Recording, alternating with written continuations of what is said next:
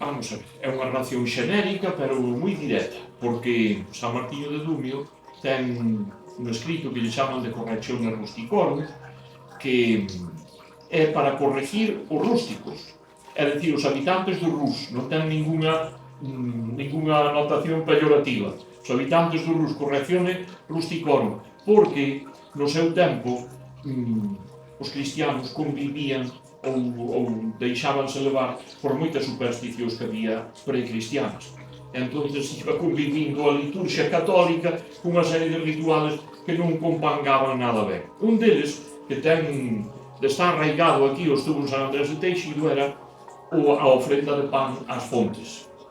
Aquí temos unha fonte oracular que dice el expresamente que non que deixen de levar pan e viño ás fontes, porque o que habita nas fontes son os demonios primixenios que caeron cando caeu Satanás ao inferno, distribuíronse polos montes, polas fontes e polos ríos e fanse adorar como se foran verdadeiros deuses.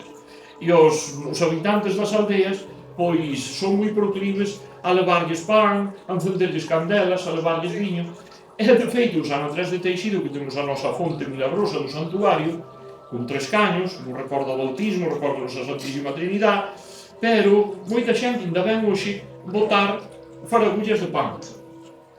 Cambiou un pouco o ritual, é dicir, xa non é tanto como a ofrenda ás ninfas ou a quen fora, senón como fonte oracular, que tiña tamén esa historia. Na prehistoria era unha fonte oracular, vinculada á morte e á fertilidade. Agora botan o pan, ou botáronos nestes últimos siglos, supoño, para saber se vamos volver ou non a San Andrés. Entón, se as faragullas de pan se quedan na cona da auga, volvemos. Se afundan para baixo, non. Como agora o ser humano é moito máis práctico, agora xa non botamos tanto pan, e botamos monedas. Está a fonte chea de monediñas, porque así deixamos pagado o viaxe. E volvemos sí ou sí, aí xa non hai veño non veño. Non hai desfollada margarita. Pois é a relación que ten, así digamos que máis directa, este santuario con San Martín de Dumio. Foi o gran evangelizador dos suevos, un personaxe de moita categoría na historia de Galicia, non só na historia eclesiástica, senón na historia en xeral. Foi o que trouxo as reliquias de San Martiño de Tours, do que era moi devoto e levaba o mismo nombre, e as depositou na Catedral de Orense, que é a única catedral de España que ten o patrocinio de San Martiño, porque ten ali aquelas reliquias. É moi raro, há iglesias que dicen que o seu patrón é San Martiño de Dumio. Non, San Martiño de Dumio promocionou sempre o seu patrono San Martiño de Tours. É moi raro que o patronazgo dunha iglesia en Galicia seña o de Dumio. Está Galicia chea de parroquias, de ermitas, o San Martiño. Por supuesto, iso aí tuvo moito que ver o noso San Martiño de Dumio. Sí, señor, que é o evangelizador dos suevos, debeu ser unha persona dunha categoría intelectual e humana grandísima, e que deu o seu froito.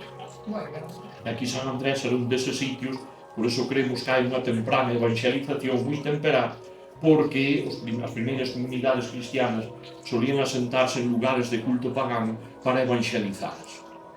Aquí a documentación que hai é do século XII, non vai máis palo, pero claro, aquí sabemos, esta é a peregrinación máis antigua de Europa.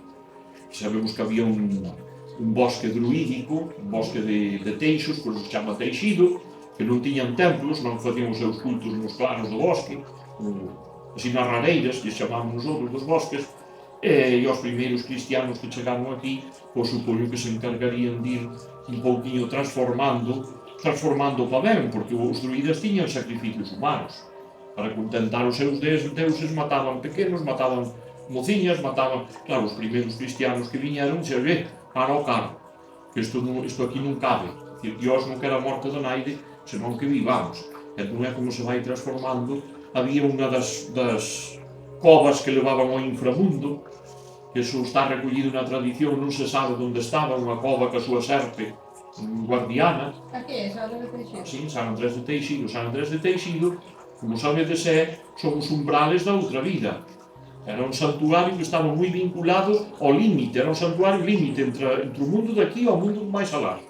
Por aquí baixaban os difuntos, atravesaban eses umbrales da morte e marchábanse nunha barca de pedra.